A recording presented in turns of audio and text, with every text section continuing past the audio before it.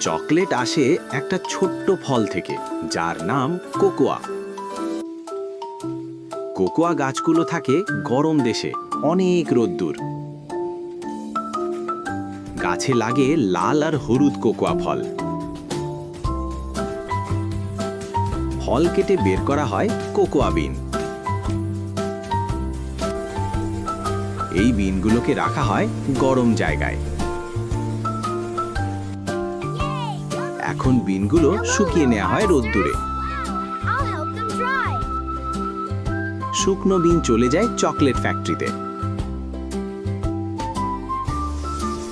ফ্যাক্টরিতে বিনগুলো ভাজা হয়। ভাজা বিন থেকে বের হয় চকলেট স্মেল। এখন বিনগুলোকে গুঁড়া গুঁড়া করে ফেলা হয়।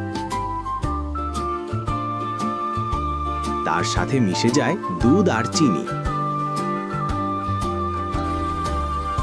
সব মিলে হয় চকলেট পেস্ট। পেস্ট ঢালা হয় কিউট চকলেট মোল্ডে। চকলেট ঠান্ডা হয় আর শেপ নেয়।